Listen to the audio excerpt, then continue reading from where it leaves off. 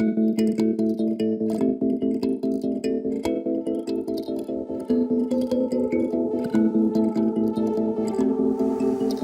have before us the opportunity to forge for ourselves and for future generations a new world order. This is Multipolarity, charting the rise of the new multipolar world order. Coming up this week. USAID is being dismantled brick by brick. The bricks are being pulped, the pulp is going in the blower, the dust is being scattered to the four winds. R.I.P. U.S.A.I.D. We'll be sharing the surprising implications for independent anti-government bloggers in Moldova. Meanwhile, DeepSeek has beggared the US stock market and set NVIDIA on fire. Have the Chinese pulled off their Sputnik moment? Or just the ordinary shooting of a fox? Finally, the frenzied abandon of Donald Trump's tariff blitz often feels like a version of Oprah's "You Get a Car," except you don't get a car. But is this more than a phony war of sound and fury? But first, born in the U.S.A.I.D. Elon Musk and his Doge project, which many people thought was going to be kind of fake. I didn't 100% think it was going to be fake, but I thought there was a probability that it might end up being fake. The Doge project has set its sights on USAID, U.S.A.I.D., which, well, what to say about USAID, really? I mean, nominally, it's the foreign aid arm of the United States government, although it's not a government agency. It's an unusual entity. You'd think a foreign aid arm would be fairly benign and that it would set up tents for refugees or something in an African conflict zone, or whatever equivalent, hurricane relief in Haiti or something like that. Most countries' foreign aid budget does go to things like that. It also goes to kind of, food security, for example, if there's a famine or a drought in India, or if they have them anymore, maybe those days are over. USAID is a little bit of a different entity. Its status has always existed in the whispers. Everyone in kind of foreign affairs and international circles knows exactly what USAID is, but talking about it sometimes makes it appear that you might slap on the tinfoil hat and call up your local Martian moon base. But the reality is that USAID funds NGOs all over the world, and a lot of these NGOs get themselves into a little bit of trouble domestically, shall we say. They tend to intervene in local politics in other countries, and they often do so in such a way that furthers the goals of the United States, or at least nominally furthers the goals of the United States. I might argue later that it does not further the goals of the United States and it's counterproductive. But that's what it's supposed to do. I think, for context, why USAID has annoyed the kind of Trump movement so much is that it's gone woke, really. It's decided to not just engage in these influence operations or whatever you want to call them, it's also decided to pick a side. I think it's probably been a long time since a substantial amount of USAID money went to a right-wing political movement in Latin America. In fact, I think USAID money probably goes and funds Brazilians opposed to people like Bolsonaro. So those days are over, if they ever existed. And basically it tends to lean very heavily, culturally at least, left. I don't think it's interested in supporting anyone that's an actual socialist, like Maduro or the Chavista movement. But they're certainly interested in funding people who are, shall we say, distracted with cultural issues so that they don't pay attention to economic and geopolitical issues, I think. So that's kind of annoyed Republicans, but I mean, we'll talk about it a bit more. I think that's only a surface level phenomenon. I think there are deep concerns about what USAID has become in recent years in quite serious diplomatic circles, foreign policy circles, and so on. I don't think that this was a decision that was made lightly. And I think that people would be surprised that a lot of very serious and senior people in very senior roles have probably been party to this decision. But they unleashed the Doge, as it were, on the agency, and Elon Musk and his team of apparently like 20-something-year-olds, who are, by all accounts, very bright, have gone in, and it appears they're doing to the agency what Musk did to Twitter. strip out all the kind of political stuff, basically. Strip out all the political commissars and all that, figure out if there's anything of value there, and cut everything else. At the same time, they're moving it under the rubric of the State Department. We can talk about what that means maybe later. It is important, but it's not as important as the cutting of the funds and everything. I mean, I have a lot more to say. I'm going to hand it over to you, but I will just say the impact that this will have on global politics, definitely in the West, and to some extent in the developing world, although I think the influence has waned there to a large extent because they've overspent a little bit their influence.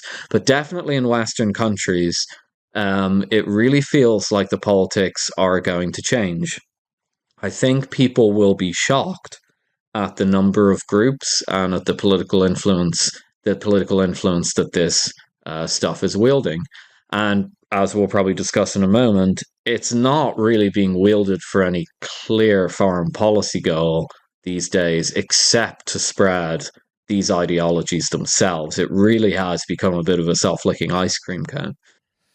Well, I think you touched on the most important point right at the end there. And that point makes this story far, far more important than is being reported in the legacy, the prestige media.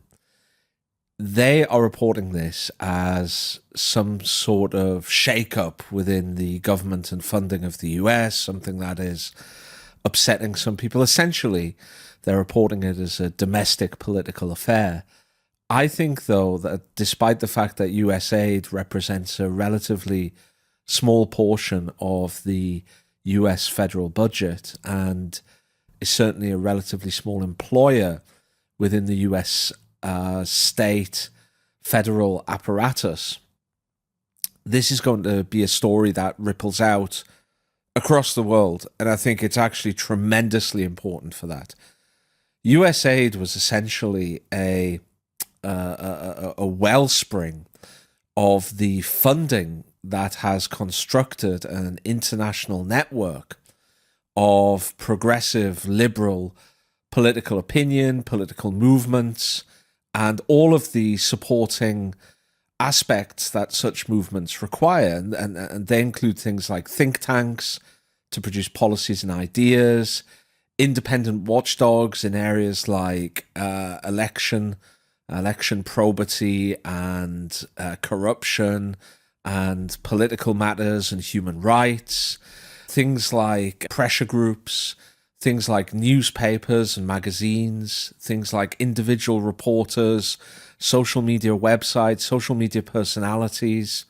All of these things are incredibly important in a kind of interlocking system to build a movement.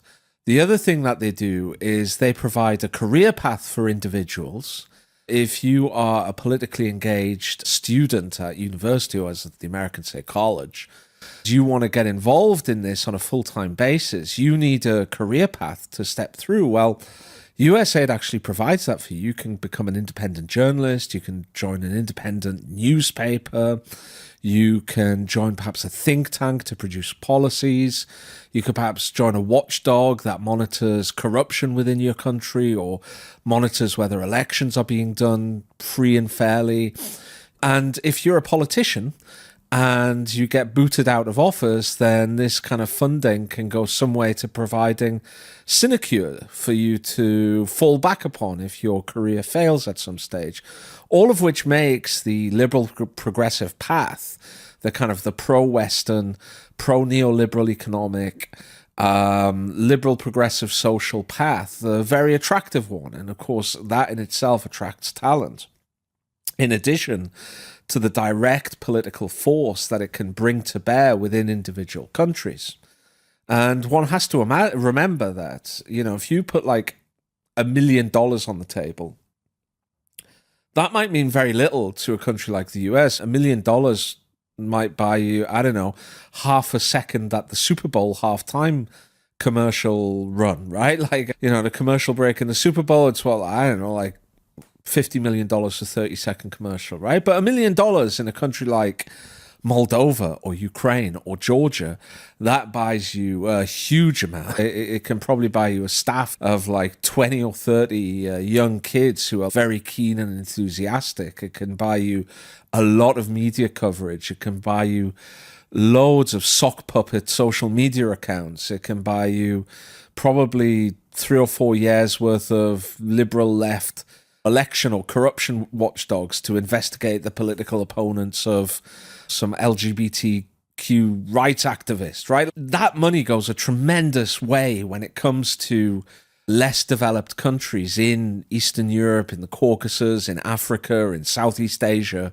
It constructs this network that's required not only to give direct force to a specific political movement, but also to provide the intellectual background, the media and public relations support, the support for sinecures, for failed politicians on Team U, right? You know, it provides all of this sort of stuff. And overnight, like, poof, it's gone. Like Thanos clicked his fingers and it's just disappeared. It's just evaporated into the ether. And now you have in places like Ukraine and Hungary and no doubt Georgia and Moldova, although we haven't heard, you have organizations, supposedly independent newspapers, independent journalists, independent media organizations, independent election watchdogs, suddenly panhandling for money, you know, going to places like, you know, George Soros's Open Foundations, going to the EU equivalent of USAID and begging for money because it's all gone. And this has an effect, not just on those countries themselves, because all of those things that I've mentioned are potentially going to be taken away. Some of them, no doubt, will survive. Some of them will find other sources of funding, but they'll certainly be less powerful and have a less complete suite. I mean, I think it was you, Philip, the other day when we were talking about the attempted colour revolution in Georgia recently. You said something like in Georgia, there's like one NGO to every 250 citizens or something crazy like that, which makes liberal progressivism one of the major career options for a graduate in Georgia. I mean, it's really quite crazy. And as I say, all of that has suddenly gone. And not only does that have an effect on the countries themselves, but if you read The Guardian or the New York Times or the Financial Times or the Washington Post or even the Telegraph or the Times of London, you read these newspapers and you will find that when they're reporting on, say, protests against the election in Georgia, or when they're reporting on the Moldovan elections, or when they're reporting on goings-on in Hungary, they take their quotes, they take their information from these organizations that are funded essentially by US taxpayers. So everyone in the West also gets a one-eyed view of what's happening in this country, which in turn builds a consensus to provide more money from the opposition, because suddenly, instead of like the standard battle between, say, left of center and right of center, or liberal and conservative within X country, it becomes, to the elites in Britain and America, it becomes like a fight between good and evil.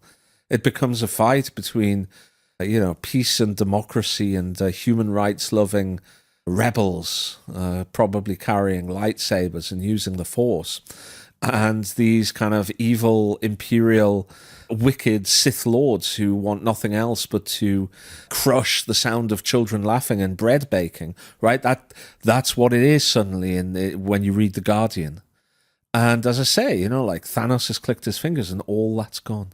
These journalists are now probably going to have to do their own legwork in this country. Maybe we in the West will get a more even perspective on whether Viktor Orban is, some, nefarious white pussycat stroking figure doing nothing but evil in Budapest. Maybe we'll get a different view on Georgia Dream, or we would have had a different view. And maybe some people are going to wake up and say, hang on a second, everything we knew about these countries was actually funded by these kind of liberal progressives who had totally jumped the shark in Washington and totally got let off the leash. And it's become this kind of self-licking ice cream cone, this way of liberal progressives to get American taxpayers to fund regime change in their favor over matters that aren't even settled political. I mean, even in the US, they have debates about this sort of stuff. But here, US taxpayers are essentially trying to change governments on these issues all around the world. I mean, this is, I think, a tremendously important article. And the effects of this are really going to ripple out far beyond US domestic politics. Yeah, let me say a few things about why I think this is being rejected at a much higher level than just Elon Musk. But before that, I just say I think you're being very generous to say that these kind of programs attract talented people. I think it actually does the opposite. I think that if listeners think that politics has got really dumb and weird as well, but also dumb in the past 10 or 15 years, especially, I think you can thank this sort of thing. Because these organizations don't recruit for talent. Talent generally means critical people, and it usually means people who are difficult to control, actually. That's what talent usually means. They don't want that. They want very easy to control people. They want people who aren't going to question anything, and they want people who they know exactly what they're going to do. They want people who are perfectly predictable, cogs on a machine. And they can have nose rings if they want. That doesn't make them any less cogs. More on that in a moment. So it actually attracts really, really talentless people. And a lot of these people are going to have a very, very hard time now living in the real world, actually, because they'll realize that they don't have any skills that can put them in prestige positions and that they'll probably have to take lower end white collar jobs, or at least mid end white collar jobs. But that's the career path they chose, and that's their decision. But the one thing I'd say just there is I hope that the political discussion will actually improve now that these people are out, and the people who do go into writing and opinion forming and setting up podcasts, of course, are people who actually genuinely have some talent and something to say rather than a lot of taxpayer money behind them. I think this will be a huge cultural moment because, you know, these independent journalists and everything that you talk about, that kind of movement around the 2000s, maybe very early Obama era, I think there were some genuine people who came out and started forming blogs and getting attention on themselves. And I think they were the real deal. But the currency of that stuff has gone so down because of this flood of money into the sector. But it still has that kind of hipster prestige that it had in the anti-Iraq war blogging days or the early Obama optimism days.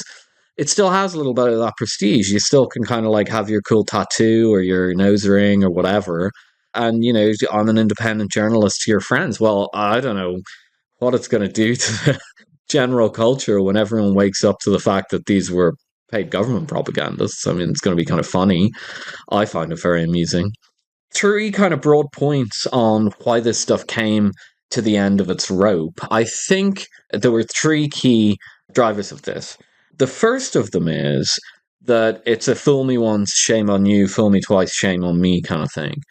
I'm not saying that these things aren't sophisticated, although they're probably less sophisticated than people think.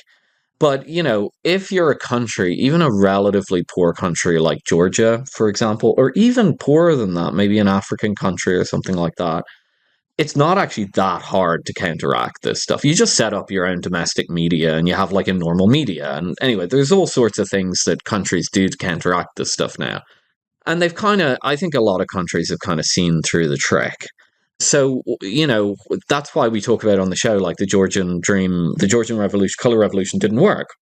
And I don't think there's been a successful color revolution in quite a long time. You could argue Armenia, but that's a more complex story. The color revolutions are kind of a 2000s phenomenon, maybe early 2010s, but really a 2000s phenomenon, 90s and 2000s. They haven't really worked recently because governments have kind of, the governments that are targeted for this stuff have woken up to what it's all about. That comes to the second point. What these NGOs are actually succeeding in doing, and I think you alluded to it there, is that they're solidifying opinion within the West. So we have kind of a Western system. Everyone knows what we mean by that. It's the Western system, but not Orban in Hungary, but not the Georgian Party in Georgia. You know, the core West that like all agrees with each other and, you know, likes to go to war in Ukraine. You know, we know who we're talking about here.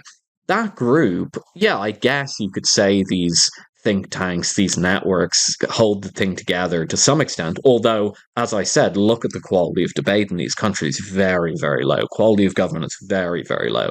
So it's been very corrupting. But even beyond that, like, is it really worth it to kind of hold the gang together? Would Western countries not be fairly aligned on most issues without kind of like waving around rainbow flags or something like that? Not really clear you're getting bang for your buck there. And when I talk about the fact that it brings the governance, the quality of governance down, the quality of public debate down so low, well, that actually speaks to a lot of the problems that we speak about on multipolarity. So I think it's very deleterious to the West to have this consensus forming factory. But even if you don't think that, like, it's probably not worth the money. And then that brings us to number 3, which I think is the most important dynamic. And I think it's actually widely known in DC. I think it's probably widely known in the State Department and CIA at this point because, they get reports on their desk.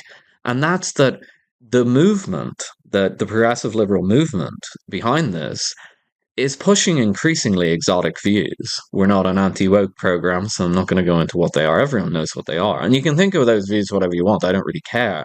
Point is, you land in the Congo with these views and people don't like hearing them. You go to Qatar, you go to Saudi Arabia, you go to Malaysia.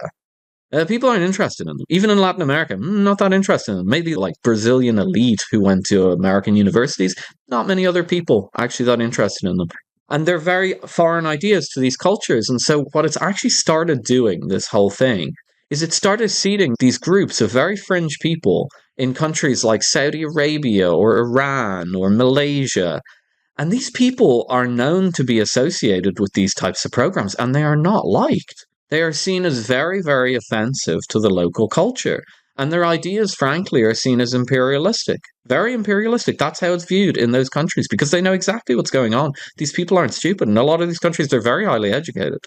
So that's what's actually kind of happening. I wrote an article today for a newspaper in Britain, and I said, we'll never know the impact that this phenomenon had on speeding up multipolarity. But I'm convinced, having watched it now for a while and having traveled quite a bit, that these ideas trying to be seeded in very culturally conservative, Muslim, whatever countries have vastly accelerated multipolarity because it's basically turned people from seeing America as basically this kind of like beacon of freedom and democracy and lack of corruption, whether any of that's true, whatever, but that was the public image. Prosperity, Coca-Cola, fun. That's what it was portrayed as, and that's what a lot of people aspired to in those countries. It's changed from that to like, oh yeah, the Americans come over and they talk about stuff we find really weird because we like are Muslim or something.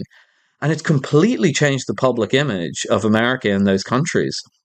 And I think it's been a huge boon for countries like Russia and China to move in there. Russia to come in actively promoting more traditional values, showing that they're friends with Muslims and Chechnya and everyone can live side by side. And the Chinese coming in saying, we're not going to lecture you on anything, we just want to build you a railway.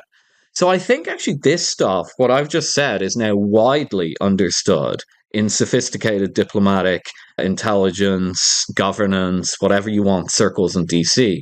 And I think that's why this is happening. I don't think this is just kind of a random rebellion by Elon Musk or by Donald Trump or anything else. And just go and look at Marco Rubio talk about it. There's a guy who only a few years ago was a pretty mainstream neoconservative, and he's saying many of the things that I'm saying. They're alienating people in other countries, etc., etc. So the worm has really turned on this. I don't think this stuff's coming back. Yeah, on that final point, I would certainly agree with you, Philip. I think it has accelerated multipolarity in that, far from extending US influence, it's actually created an opening, as you rightly say, for the other two great powers in the system at the moment that make the world multipolar. Correctly, you said Russia comes in and offers a more traditionalist view and offers kind of ostentatiously talks about respecting other countries and the cultures within those countries where they do business. And of course the Chinese saying, look, we just don't care, we want to build you stuff. We'll build you a rail line and a port at the end of that rail line if we can get some of your cobalt, right? I mean, that seems to be how it works with China. So I think you're 100% correct on that point. I would also say that you're right in that it has been deleterious to US interests. I think the big example of this was something that we spoke about 18 months ago, Philip, namely the last Brazilian election. Bolsonaro was the 21st century equivalent of the 20th century stereotypical pro-American right-wing strongman in South America. Bolsonaro wasn't disappearing people, and he wasn't sending people across the border to Chile to be tortured to death with the other poets, right? Like, he wasn't doing any of that. He was a kind of 21st century version in that he was populist, a bit Trumpist, a bit like Milei, had that kind of loco style to him to a certain degree. Not quite to the same extent as Milei, but certainly at the end of the day, he was pro-American. He was far more pro-American than he was kind of pro-BRICS.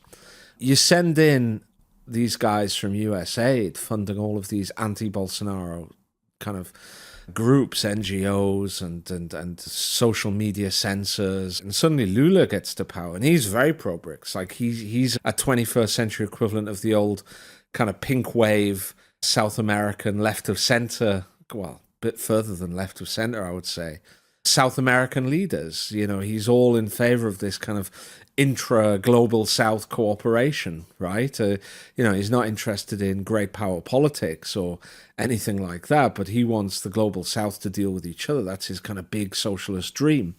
And I think that's fairly obviously and fairly clearly been a negative for US power projection within its own sphere of influence, which is, which South America is, for better or for worse, per the Monroe Doctrine. Where I would disagree with you a little bit, Philip, is I still think that these things are very important. I think you're right to a certain degree that color revolutions not as wildly successful as they used to be. And I think that governments who may face color revolutions are far more effective at weathering that storm than they used to be. I'll give you all the credit in the world. You called the Georgia one when I was a little bit more suspect as to what would happen. I didn't know what would happen, and you said Georgia Dream will weather this storm, and they'll still be in power at the end of it. And you were right. But I still think that these things, they increase the cost. They might not succeed, but they increase the cost of doing business for anybody who might want to go against the US, or more precisely, go against the democratic side of US politics, right?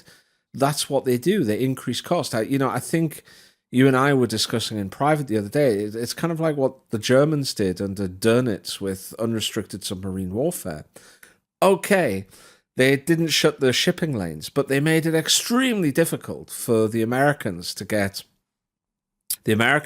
food and material and raw materials across the Atlantic.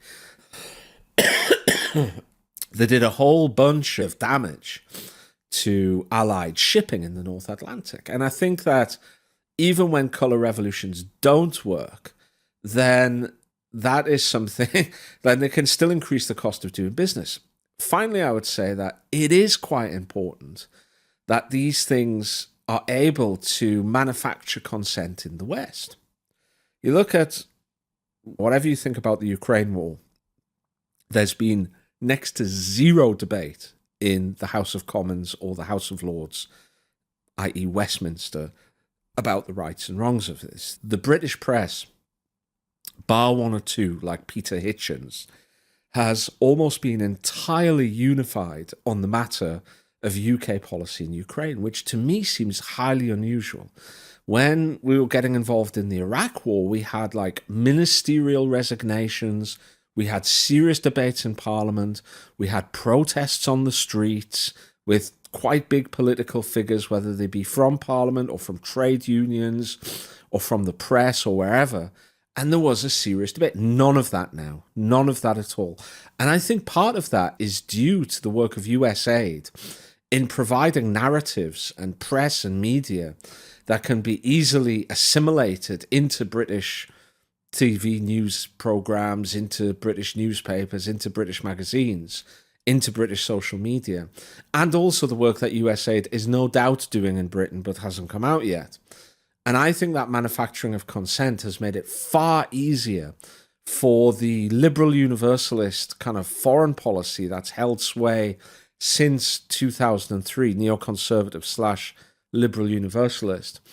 And I think it's been one of the things that's allowed the US to go on this kind of hubristic tour de force around the world to try to remake it in America's image. And I also think it's one of the things that allows the US to hold such sway in Europe. It's one of the great ironies that we see constantly, that although the US's, well, Washington's relative power in the world has shrunken, which I think is indisputable, their influence in certain core areas of the world, like Western Europe, has never been greater.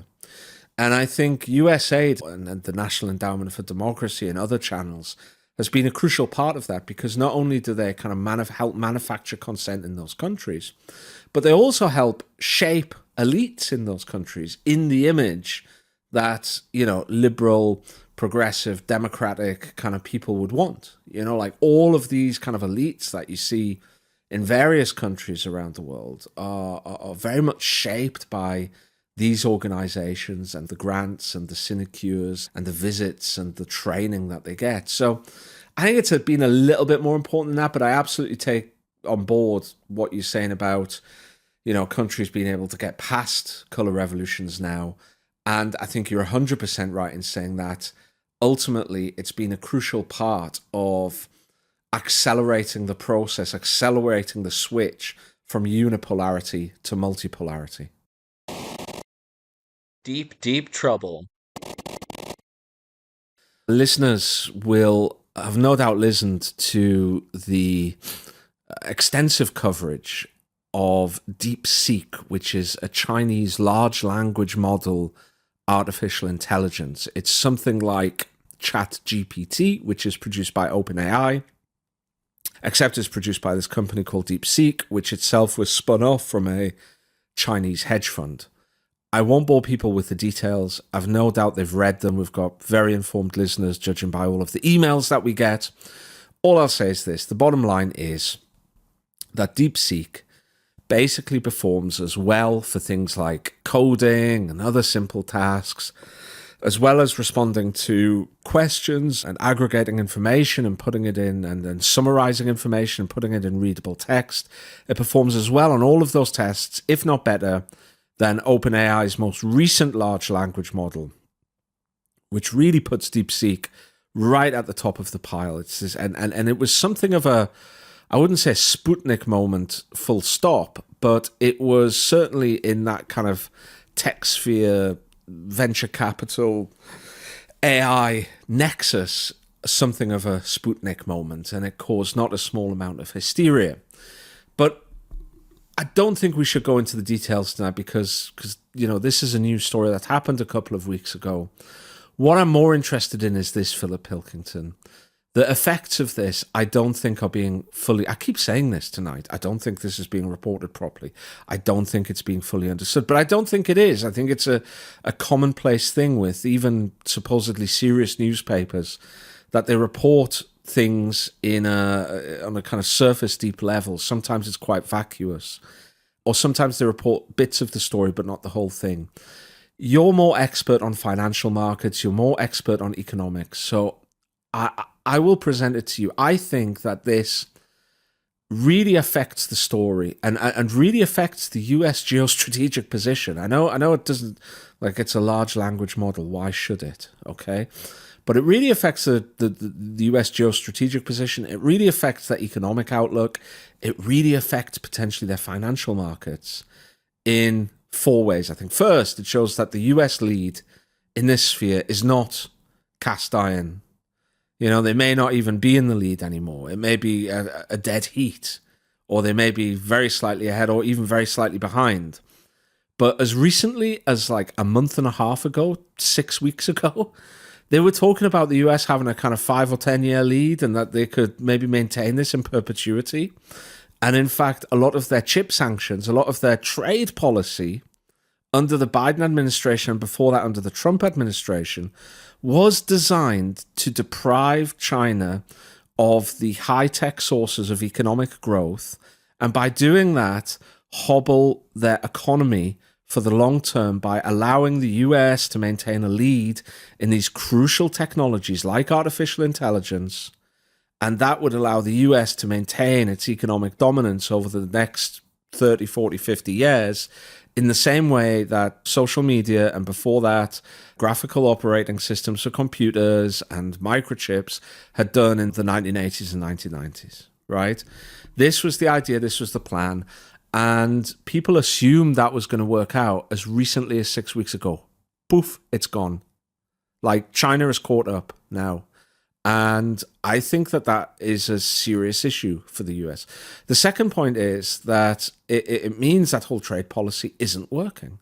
Like, the plans to cut China off from, NVIDIA's high-end GPUs, the plans to cut them off from chips below 7 nanometer, like all of these things, it seems that they're not working because DeepSeek has been able to, for whatever reason, whether it's got a hold of these chips anyway, some people allege, or as DeepSeek say in their paper, which is openly available, it's openly, like they say that, look, their large language model is just way more efficient. It can do these things at a tenth of the cost with less computing power. All right. The third point about this is, and I think this is really important, is it suggests that the barriers to entry for this market are really small. The US had assumed there was a big fat moat around this country, like this area.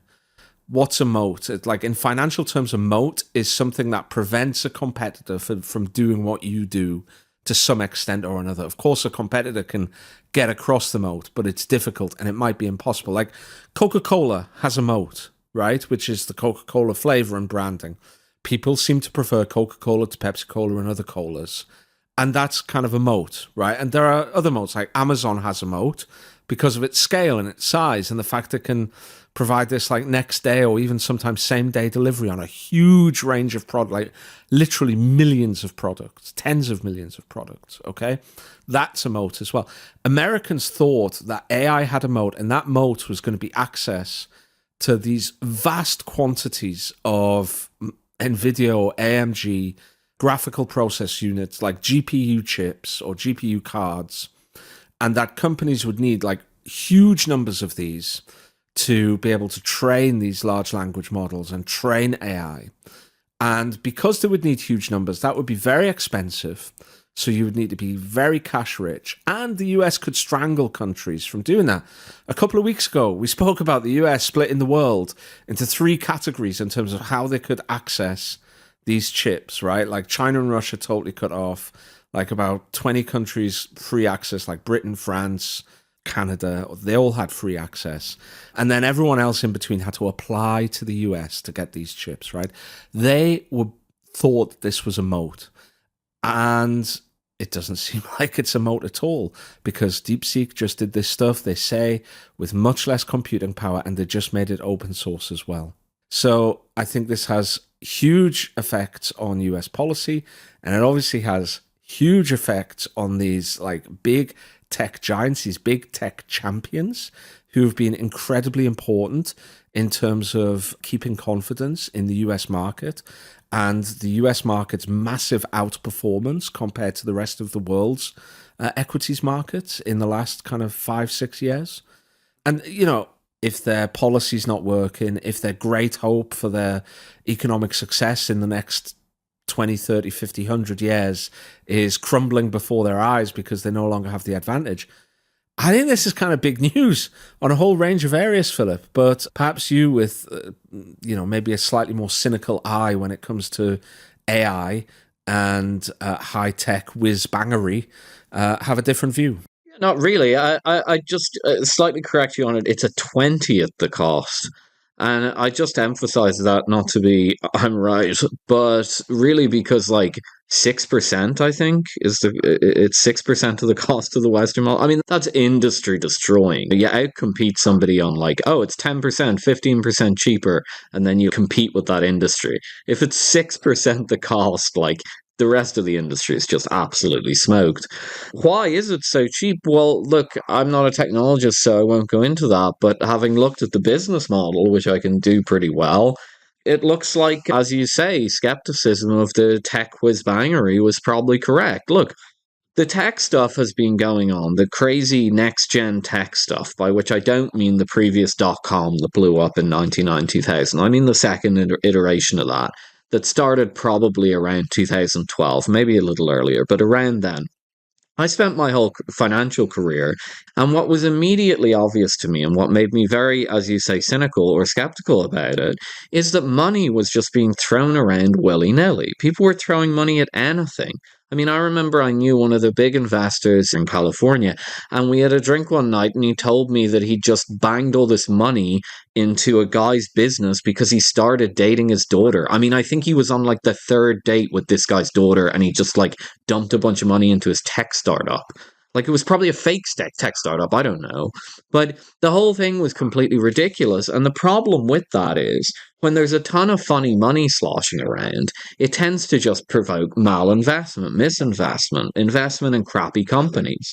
Anyway, what seems to have happened here is that these kind of crappy companies, a lot of them are kind of crappy, have generated technology which sort of works. I mean, everyone's used the AI programs themselves, but what they've done is they've moved to paywall it.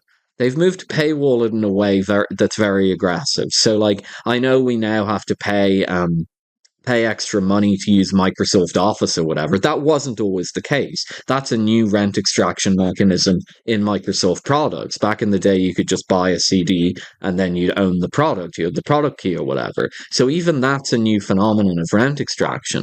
But the level of aggressiveness that they were undertaking, the rent extraction on these new AI programs, was quite extortionate. Now what the Chinese have come along and done is they've allowed for open source. They've effectively made the technology free.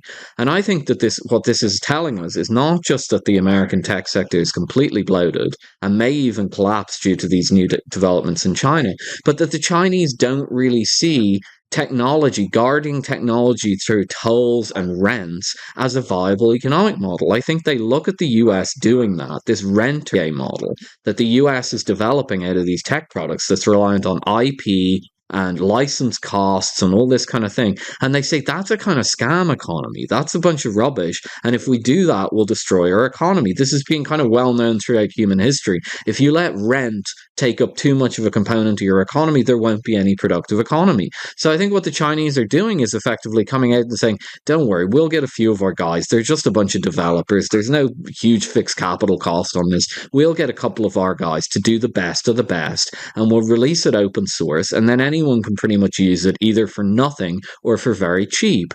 And then what we'll do is we'll compete on the real production.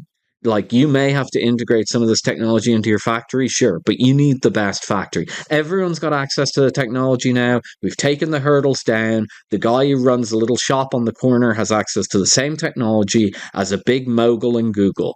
Anyone can use it. Now compete. And the Chinese, I think, are pretty confident that they can continue to compete in that world, the productive world.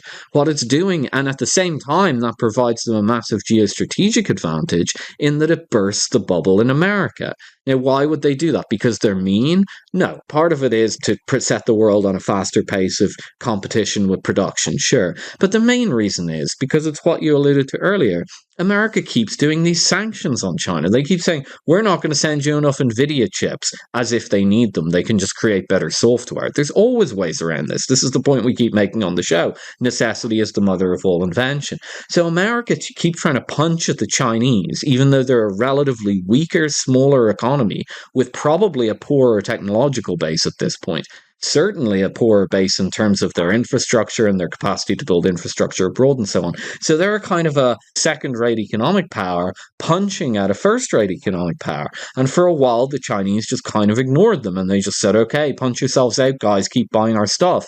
And I think now they're just getting kind of annoyed and they're like, okay, well, if you're going to punch us, how about we sink your entire fake tech sector?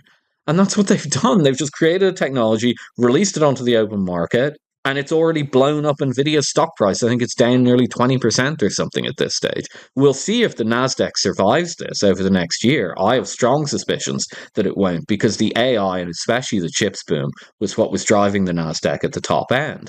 So this is kind of, as you said, this is much more important than what's being made out in the media. It's a fundamental shift insofar as America can't really rely on this kind of we'll get the brightest guys to build this stuff and then put massive rents on it and cost of entry and all that world is just gone now. So America's going to have to wake up and say either we're going to compete on real production, or we're not going to compete on real production, but we're at least going to have some of our own production, maybe behind some tariffs or something like that. We either do that or we die. And that's pretty much the world that the Chinese have just opened up. And I think you're absolutely right. I don't think the majority of people out there understand how profound a change that's going to be. I think very briefly, it's worth taking a little step back here. 20 years ago or so, China was making low value added stuff that was going into Walmart. It was essentially a great location for US businesses to outsource their labor to a place where labor was way cheaper, had far fewer workplace standards, and it enabled them to save masses of money and to pay their shareholders big dividends, and even more so than that, probably their C-suite executives big fat bonuses. Then China started moving up the manufacturer value add curve. They started to make more complex things, higher quality things that enabled them to capture more of the profit from that. They also started to, rather than spending their money on things like share buybacks, they were pumping a lot of their profits back into research and development, aided and abetted probably by a higher savings rate within the country and policies that preferenced savings and investment over consumption and spending. And all of that allowed them to very quickly move up the kind of technology ladder.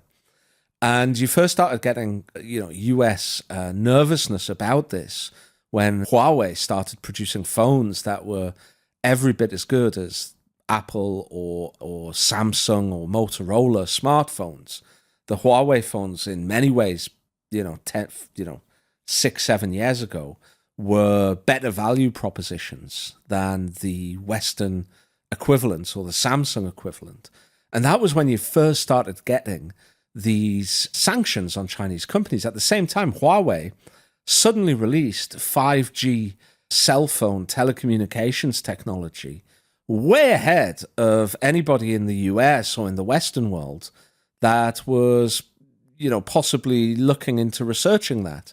And there was big concern in the US that suddenly the Chinese had entered this higher tech manufacturing world, and the Americans were going to have to do something to compete with them. And at first, that involved sanctioning Huawei, stopping them getting hold of any chips for their mobile phones, and at the same time strong-arming countries in the US sphere of influence not to take the Huawei system for 5G telecommunications within the country, like cell phones.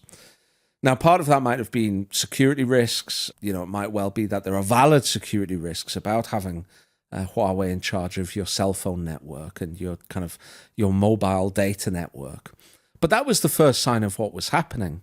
But since then, what you've had this idea within the US that, look, we can let the Chinese move up the manufacturing value chain. They can produce electric vehicles if they want. They can take over the solar panel market. They can produce good smartphones if they want. We hope there'll be a generation or two behind in terms of chips, like 2 or 3 years behind in terms of chips. But they can do that because guess what? Since we've had quantitative easing and all of this capital has flooded into the venture capital world, we've had this great explosion of companies which have emerged that will really give us the advantage. And the primary one within that, the primary technology within that was going to be artificial intelligence. You had people like Eric Schmidt, who I believe might still be the CEO of Google. He was a board member of Apple. And he was very hooked into the Department of Defense. He was hooked into the kind of like the Obama White House kind of Democratic elite kind of Manhattan charity auction set milieu, if you like. And he had written these important policy papers, one in particular that essentially said, what we need to do is invest heavily in artificial intelligence and these emergent technologies, and that will allow us as a nation to keep our lead. He was a big driving force, kind of intellectual driving force in the public sphere behind that.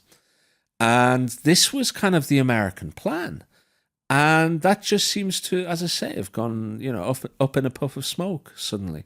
It might still be that OpenAI have got an advantage. It might still be that if you've got the latest NVIDIA GPUs, you have a certain advantage in terms of training. But I'm not so sure. Like DeepSeek have come along, and for a mere fraction of the cost, allegedly, they've managed to produce something that's just as good. I mean, I've tested DeepSeek. It's excellent. It seems to me better than Grok, at least, and I think better than ChatGPT from the little I can tell. I've kind of switched to DeepSeek recently. So I think it's much better. And I think this is a huge problem for the United States going forward. Like, what are they going to pin their hopes on now if the Chinese are already kind of alongside them, level pegging on this?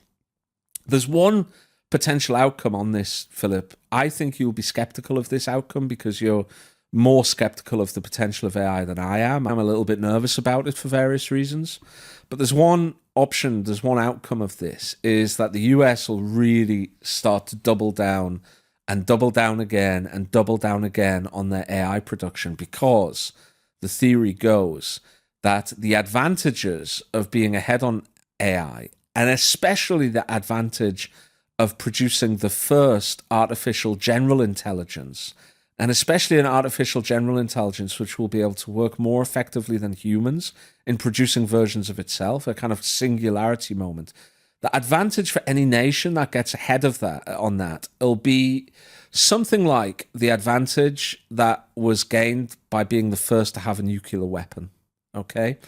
And I remember Dominic Cummings, maybe like 10 years ago now, maybe more recently than that, but 10 or 8 years ago now, he wrote an essay about this, and he argued that once people realize that the Chinese are getting close, and at the same time realize the potential advantages to be garnered by being ahead in AI, and especially the military applications of AI, and also artificial general intelligence, well then at that stage, you'll get an explosion in investment. And he reminded his readers, of whom I was one, that in the Manhattan Project, funding wasn't the main constraint.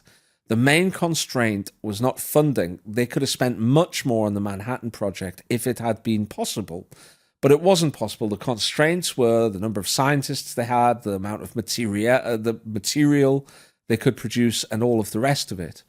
He argues, therefore, that in AI, the spend in a few years, like in 10 years when he was writing, i.e. now, could end up starting to move toward levels that would be measured in percentages of GDP.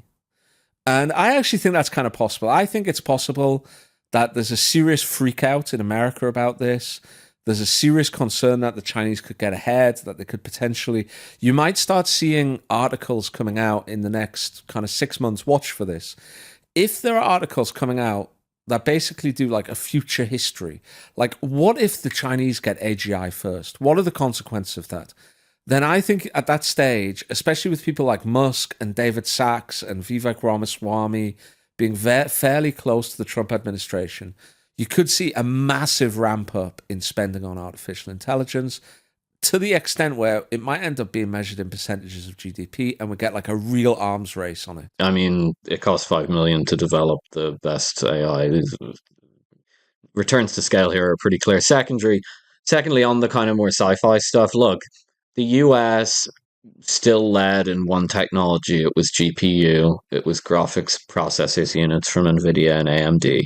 All these things were used for previously was gaming laptops and so on. And technology found a new use for them, which was AI. And a big marketing campaign started up to convince you that, data from Star Trek Enterprise was about to be created. That's all it is. It's just a marketing campaign. And now the fact that America lead in the GPUs, if they even do, there's some reports that the Chinese have kind of caught up. We'll see. Doesn't matter anymore because it's actually a technology that just gets cheaper and cheaper and eventually becomes free. Customs of the natives. Yeah, so I think probably if people were reading newspapers, it wasn't AI or DeepSeek that was on the front of all the normie newspapers. It was tariffs. Tariffs. Trump is going to tariff everybody and something bad's going to happen. I was pretty skeptical of the stories from the beginning. It has since turned out that the tariffs were just used to threaten Canada and Mexico to basically try and close their borders and stop the flow of drugs from both places. Fentanyl from Mexico. My understanding is there are now a lot of labs up in China that are making these fake recreational drugs like ecstasy and stuff like that, Percocets, and kids are taking them in college and they're dying. There's a lot of this in America. They're being made with cheap fentanyl-like or synthetic opioid products, and they're killing people apparently. So look, this is one of the big, I'll say on that front, this is actually one of the main reasons that Trump got elected outside of the economy. People, if you don't live in the US, you don't get how bad the drug problem there's got. And so basically, Trump was handed a mandate to do anything it takes to stop this. And I think he will actually do anything it takes, including maybe even sending the military or paramilitaries into Mexico at some point. I really think it's got that serious. I don't think people outside America understand that. It's impacting middle class communities now in really profound ways. Most people know somebody who's either died or who knows somebody who's died from these products. It's bad. So that's why Trump went out all guns blazing with tariffs. Look, we're not going to go on for a whole hour about the Trump economic plans or the understanding of the administration. If anyone wants to see that, I would strongly recommend. I did a panel with Julius Krein of American Affairs and Carlos Roa, ex-National Interest, with the Danube Institute. It's an hour and a half long. We go through the entire situation with Trump economic policy. American Affairs, the journal that Julius Krein founded, basically most of the people who will be working on the policy wrote for that magazine at some point. So it's an insidery account. If you go up on the Danube Institute YouTube channel and find that if you want to know a lot about what the Trump economic platform is going to look like. The short answer on that is I think most of the guys there have realized that tariffs are non-starter for anything that's not just a threat. I think Trump will impose tariffs if he wants to get something done. Fentanyl, immigration, maybe get the war stopped in the EU, maybe get the EU to increase defense spending. That's all a possibility. Use tariffs as a temporary measure to disrupt the economy. Sure, that might happen. But I think the Trump economic team has turned away from tariffs as a solution to their economic problems. That is, to the trade deficit, to reshoring manufacturing, and so on. The reason for that, and you can read papers by people who are now going into the Trump administration that they wrote on this, is that if you apply tariffs that are large enough, the currency will move to offset them. So this actually happened when Trump threatened Mexico with the tariffs this week or last week. When he made the announcements of 25% tariffs, the peso fell by, I think, 2% in a day. So 12 days of 2% declines would cancel out the tariff. And it would not just cancel out the tariff, but it would, because the dollar would rise relative to the peso, it would massively hurt American exports. And so it would actually make the trade deficit worse. That may seem paradoxical, but that's the way it works. If you have a very powerful currency like the dollar, reserve currency, and you try and engage in tariffs, the currencies will just move around the tariffs. That's exactly what will happen. So, look, I'm not saying that no tariffs are going to be imposed. They might be. There will be plenty of tariff threats. But I really think that these are this is a sound and fury signifying nothing. But look, it will have ramifications for how the Trump administration interacts, especially with its allies. There's no doubt about that. But I think it's worth thinking a little bit more and understanding a little bit more about how the Trump administration is going to approach the economy. And again, I'd recommend that panel series or that panel. So.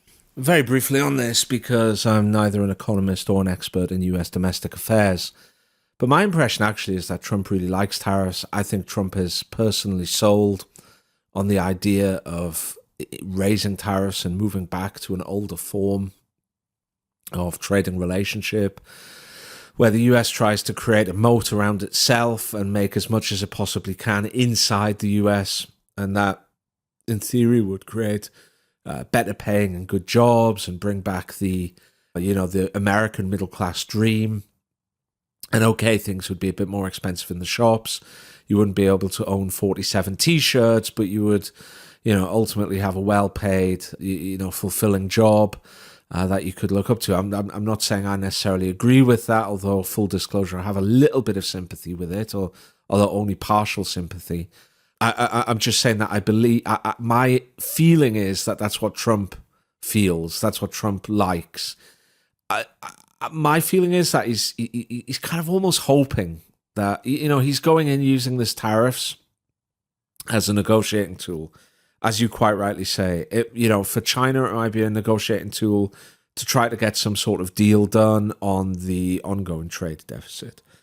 With Mexico, it might be something about negotiating lever to get more cooperation with regard to illegal immigration and fentanyl, for example.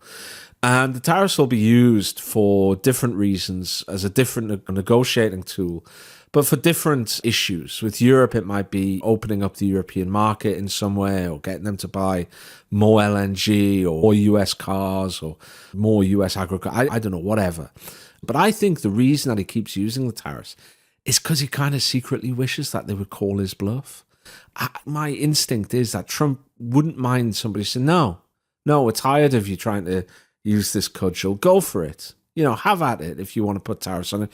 You deal with the domestic fallout, or you deal with the inflation, or you deal with the stronger dollar.